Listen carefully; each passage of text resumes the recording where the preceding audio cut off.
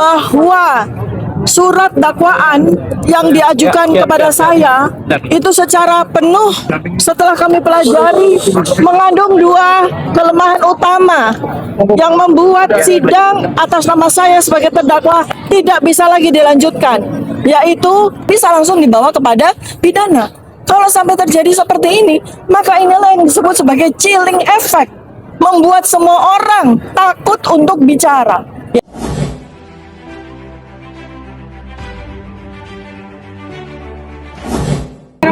Assalamualaikum warahmatullahi wabarakatuh.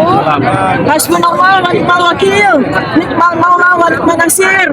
La haula wa la quwata illa billahil aliyyil azim. Alhamdulillah, pada hari ini, hari Kamis, kami sudah melakukan nota perlawanan ya, yang terdiri atas 37 halaman yang kita berikan judul Indonesia Menggugat. Ya, dugaan ijazah palsu Jokowi adalah sebuah cermin krisis multidimensional bangsa ini. Ya, pada beberapa hal nanti akan secara rinci disampaikan oleh advokat saya.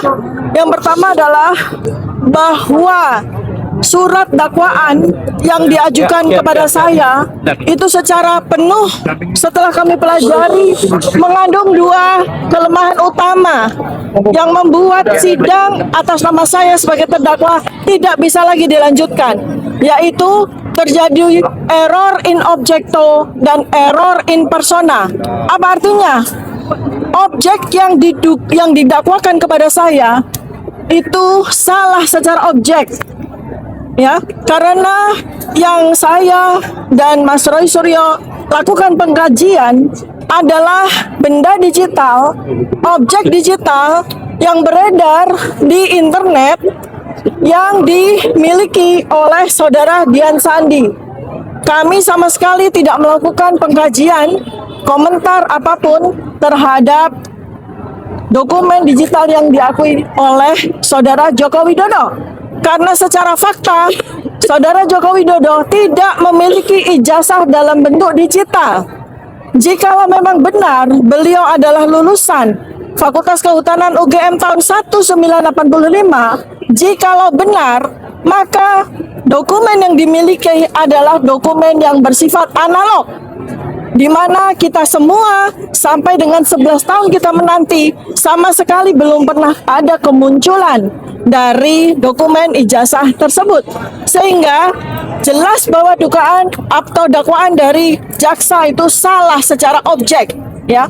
Kemudian yang kedua adalah error in persona, karena ini berkaitan dengan laporan yang dilakukan oleh saudara Joko Widodo terkait dengan locus dan tempus delicti yang sangat aneh dan janggal, karena locus dan tempus delicti itu berpindah-pindah dari sejak kami pertama kali diperiksa sebagai saksi tanggal 11 Mei 2025. Pada waktu itu yang dilaporkan sebagai locus dan tempus delicti adalah sebuah peristiwa tanggal 22 Januari 2025, di mana kami sama sekali atau saya sama sekali tidak berada pada locus dan tempus yang dimaksud. Lalu kemudian laporan polisi itu diubah secara locus dan tempus deliktinya menjadi di daerah Jakarta Selatan 26 Maret 2025. Lalu pada surat dakwaan yang disampaikan oleh penuntut umum ternyata locus dan tempus berubah lagi, yaitu di antara bulan Maret 2025 hingga bulan Mei 2025.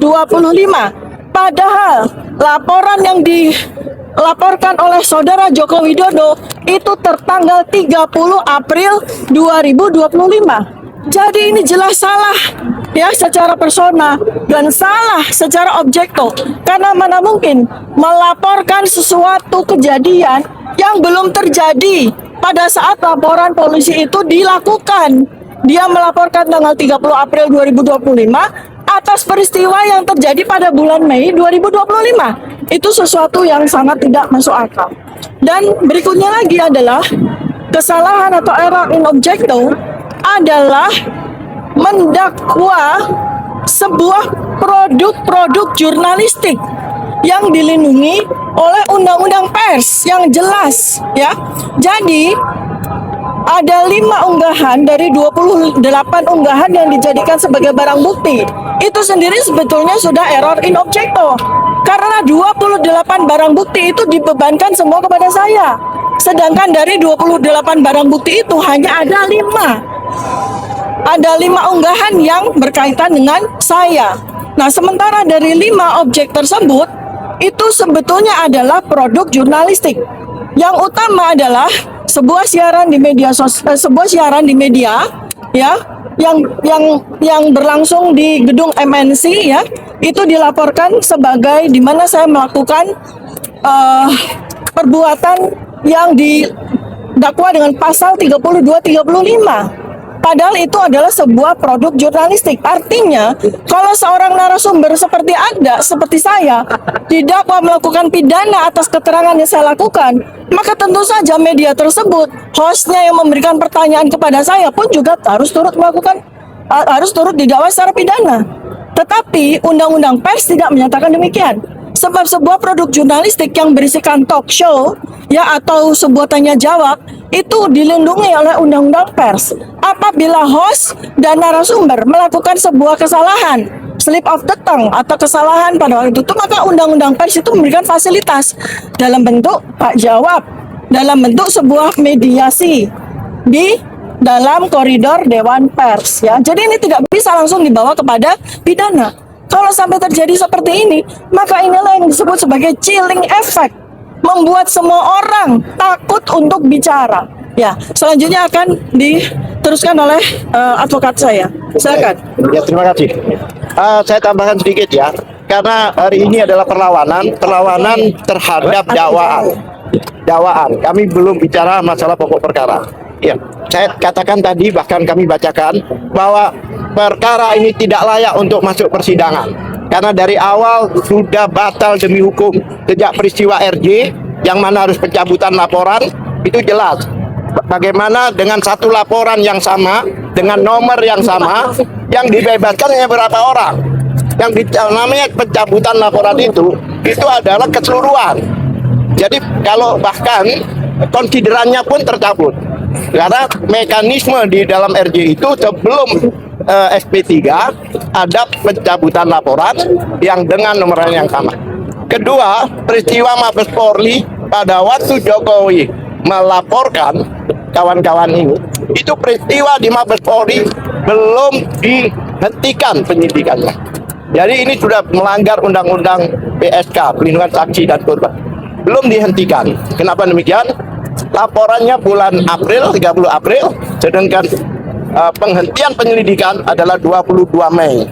Jadi secara Undang-Undang Perlindungan Saksi dan Korban, maka jika ada laporan lebih dulu, tidak boleh dilaporkan balik sebelum inkrah. Itu jelas, dan itu kami sampaikan tadi. Bahkan ada pelanggaran Perkap, masih ingat yang identik itu. Jadi sampai detik ini kepolisian tidak pernah mengatakan ijazahnya asli, yaitu identik non identik, ya kan? Nah, pemeriksaan laboratorium waktu itu yang menyatakan identik itu melanggar Perkapnya sendiri. Karena dalam pemeriksaan laboratorium itu satu, ya kan? Itu harus ada dilampirkan, wajib bahkan di Perkap nomor 10 tahun 2009, satu wajib dilampiri laporan. Pada saat itu belum ada laporan, Dumas. Kedua, wajib dilampiri BAP. Pada saat itu belum semuanya di BAP. Ketiga, wajib dilampiri dengan berita acara penyitaan. Pada waktu itu tidak ada penyitaan. Oleh sebab itu, perkara ini cacat demi hukum. Bahkan saya berani katakan kalau itu seorang bayi, itu mati dalam kandungan. Bukan cacat lagi, mati. Kami tekankan berkali-kali bahwa perkara ini tidak layak untuk masuk persidangan. Silakan lanjutkan. Nah, gantian Bang nanti mulai maju. Kalau selesai ngomong mundur gitu ya. Bang dulu berarti ya Bang di depan. Setelah membuka. Ini punyanya siapa ini? Ayo mau udah kalau Oke. spesifik.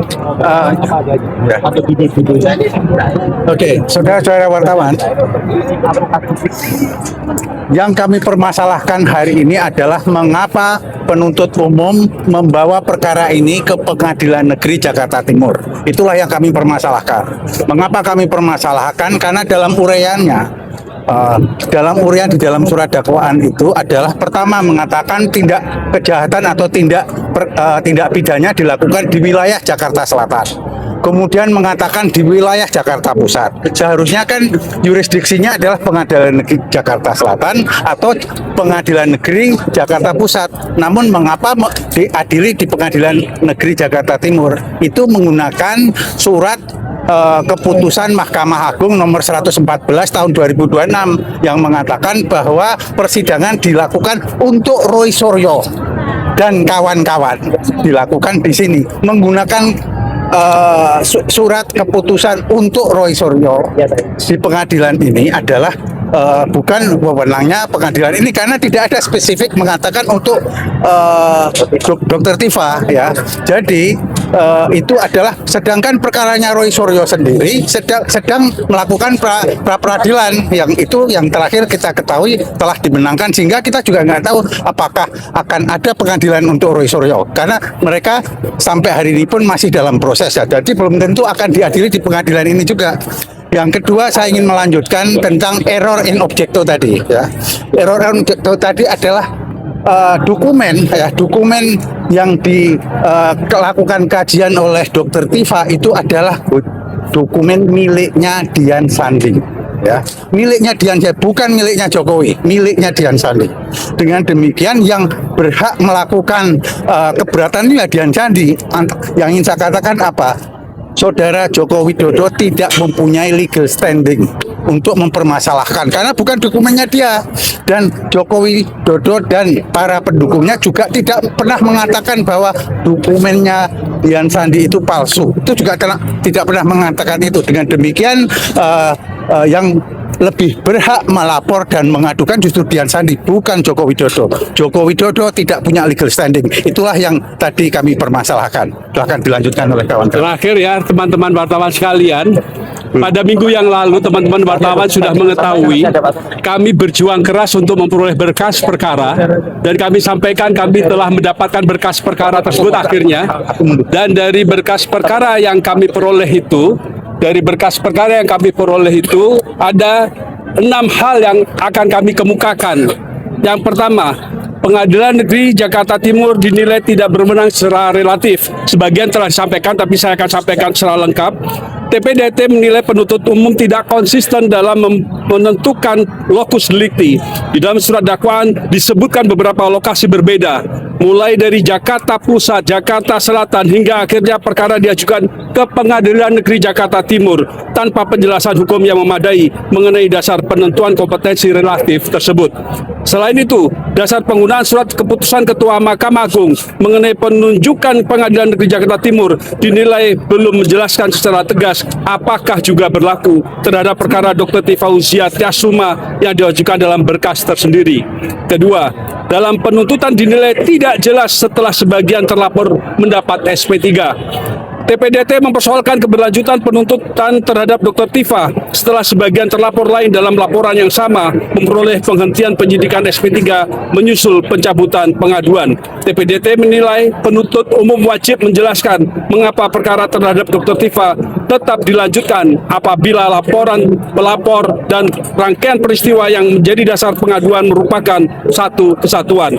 Ketidakjelasan tersebut dinilai menyebabkan dasar penuntutan menjadi cacat secara formil. 3. Surat dakwaan dinilai kabur dan tidak memenuhi syarat formil. TPDT berpendapat bahwa surat dakwaan tidak memenuhi syarat kecermatan, kejelasan, dan kelengkapan sebagaimana disyaratkan KUHP baru.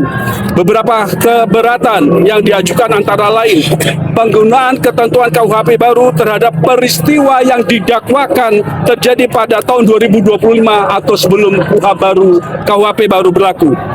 Pencampuran berbagai unggahan media sosial dari akun dan tanggal yang berbeda. Ketidakjelasan tempus dan lokus delikti dalam perkara siber. Pencampuran perbuatan pihak ketiga ke dalam dakwaan terhadap Dr. Tifa. tanpa penjelasan hukum yang rasional terhadap perbuatan-perbuatan tersebut, TPDT menilai kondisi tersebut mengakibatkan surat dakwaan menjadi obskur liber atau kabur. 3 yang terakhir, 4. Dakwaan produk jurnalistik dinilai bertentangan dengan Undang-Undang Pers. TPDT menolak penggunaan tayangan media dan produk jurnalistik sebagai objek pidana tanpa terlebih dahulu menempuh mekanisme penyelesaian menurut Undang-Undang Pers.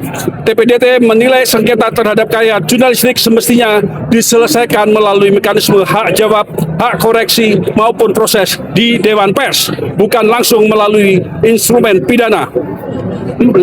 Hak imunitas dan kepentingan umum. TPDT berpendapat bahwa sebagian pernyataan Dr. Tifa berkaitan dengan aktivitas dalam proses hukum dan isu yang bersangkutan menyangkut kepentingan publik. Oleh karena itu, penuntut umum dinilai perlu menjelaskan secara rinci mengapa pernyataan tersebut dianggap memenuhi unsur pidana dan tidak termasuk bentuk kritik, analisis, atau penyampaian pendapat yang memperoleh perlindungan hukum. Terakhir, negara hukum harus mengutamakan due process of law. TPDT menegaskan bahwa keberatan yang diajukan bukan dimaksudkan untuk menghindari pemeriksaan perkara, melainkan memastikan bahwa kewenangan negara dalam melakukan penuntutan dilaksanakan sesuai prinsip negara hukum, kepastian hukum, dan perlindungan hak-hak konstitusional setiap warga negara. Demikianlah tim pembela berharap majelis memberikan putusan sela yang mempertimbangkan secara cermat seluruh keberatan formal tersebut demi menjaga integritas proses peradilan pidana. Jakarta, 9 Juli 2026. Terima kasih.